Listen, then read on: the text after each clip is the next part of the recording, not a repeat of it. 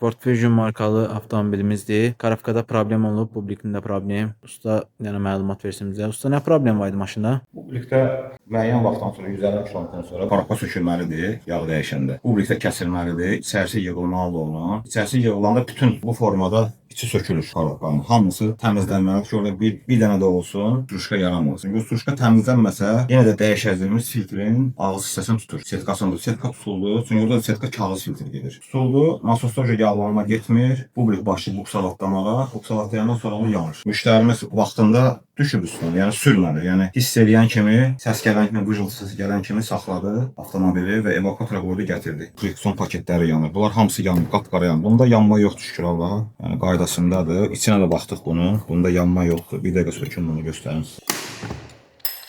Ən çox da güc düşür bu paketlərə. Bunlar təmiz yanır. Bunlar indi işlək vəziyyətdədir. Yəni işləyəcək, hələ ki bir 70-80 gün işləyəcək. Onun problemi yoxdur. Bunu yerləməyə ehtiyac yoxdur. Əlavə xərcə düşməsin. Bir də bu hissədə portion hissə var. Əsas bu hissə dağılıb. Buradakı cadarar kəmərə gəldi. İzləri görürsünüz bu hissədə. Dərinlik olanda burada yağ qaçırma baş verir. Paketdə yağlama, o korobkada güclü qurmalar böyle. Nə qədər yıxsan onu korobkanı, yəni o effekt vermir. Yəni 1-dən 2-yə, 3-dən 4-ə burada yağ qaçırılır.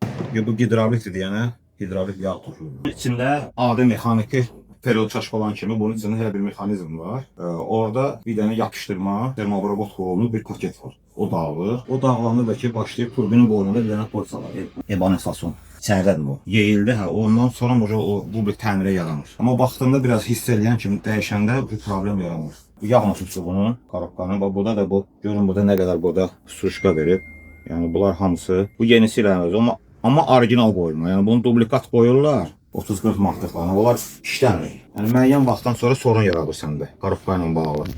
Yəni burada yeyinti yoxdur. Yəni baxırıq qaydasındadır içərisi, şumaldır. Yəni yeyinti, cadarlıq yoxdur. Yəni hissədə şilislər var burada. Bunu yerindən rıvokla götürəndə bunlar yeyilir və buradan çıxan obuntu gedir nasosun içərisində bu hissədə və onu dağıdır. Yəni bunu ümumiyyətlə bu maşınları yerindən götürmək rıvokdan xoşlanmır. Yəni sakit götür, artan sürətlə sür, yenə qədərsən sür. 180 ki sürə bilərsən, problem yox. Ən böyük sorun bu beyindədir. 7 dənə farsonka var. Bunların hamısı struşkadır. Bunları mən sökəcəyəm, struşkaları təmizləyəcəyəm. Sonra burada ara qat prokladka var. Ən vacib bu ara qat prokladka 2 dənə. İndi bunu yoxlayırıq, baxırıq. Əgər çox dərinləşmə yoxdursa, bunda yaxşı. Buna ən vacib bu hər dəfə söküləndə prokladka dəyişilməlidir. Yəni mümkün deyil bunu dəyişməsən. Çünki orada bir dənə kanal var, kanalda şarik var. O 3 dənə şarikdir. İkisi dayaz vəziyyətdədir, biri dərin. Dərin vəziyyətdə olan zərbə aldıqca onu deşir və gidrolar əmələ gəlir. Beyindən çıxan şnurlardır. Bu gedir mühərrikin beyninə. Buradan ki yağ buraxanda şnurun içindən bu yağ qalxır birbaşa mühərrikin beyninə. Mühərrikin beyninə qarışanda mühərrikin beynini yandırır. Yəni orada qarışır. Yəni bunu qətiyyən o ki gördün bu hissədə yağ gördün. Bu